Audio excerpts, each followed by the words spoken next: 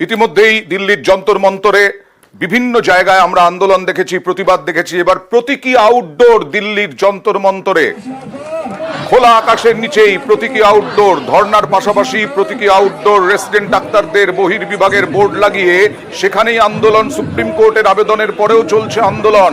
দোষীরা এখনো শাস্তি না পাওয়ায় আন্দোলন, বলছেন আন্দোলনকারীরা। দেখছেন সেই ছবি, যন্তর মন্তর এই ওপিডি অর্থাৎ বহির্বিভাগ। আন্দোলনকারীরা বলছেন যে এখনো দোষীরা শাস্তি পায়নি, তাই তারা আন্দোলন চালিয়ে যাচ্ছেন।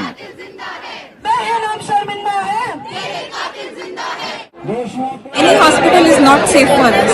সেই জন্য আমাদের এই সিম্বলিক ওপিডিটা চলছে, যাতে এখানে যে কোনো পেশেন্টের যদি কোনো দরকার হয় এখানে আসতে পারে। স্পেসিফিক্যালি উইমেন সেফটি, এই নিয়ে এখনো পর্যন্ত কোনো কংক্রিট আমাদের হাতে কিছু আসেনি। Neither from supreme court hearing, neither from anyway. আমাদের অ্যাডমিনিস্ট্রেশন শুধু আমাদেরকে বলছে এটা হবে, এটা হবে। অনেকদিন হয়ে গেছে সিবিআই এর কাছে কেসটা হ্যান্ড ওভার হয়েছে, কিন্তু এখনো পর্যন্ত আমরা তেমন কোন কলকাতা পুলিশ যা করছিল সুপ্রিম আমাদের কাছে লাগছে যে সিবিআইও সেই প্রতি করছে। কি তদন্ত হচ্ছে আমরা এখনো আশ্বস্ত হতে পারিনি। তাহলে কি জাস্টিস মিলবে না? সেই জাস্টিসের আমরা প্রথম দাবি ছিল, এখনো আমাদের দাবি সেটাই। সুপ্রিম কোর্ট আবেদন করেছেন, এইমস কর্তৃপক্ষ আবেদন করেছেন তাদের কাছে যে তারা ডিউটিতে ফিরে আসুক, তার কারণ পেশেন্টদের, রোগীদের হয়রানির শিকার হতে হচ্ছে।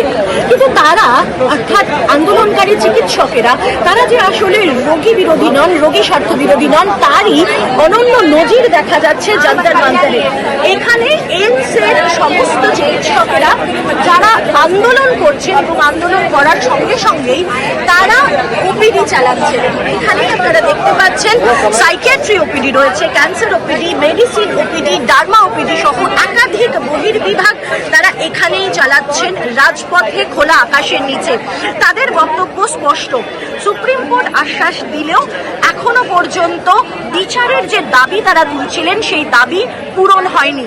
কিন্তু তারা চিকিৎসক এবং তারা নিজেদের দায়িত্ব সম্পর্কেও ওয়াকিবহাল, তাই নিজেদের দাবিও তারা পালন করবেন এবং একই সঙ্গে নিজের দায়িত্বও পালন করে যাবেন এভাবেই। নয়াদিল্লি থেকে মৈত্রী ভট্টাচার্যর রিপোর্ট, নিউজ 18 বাংলা।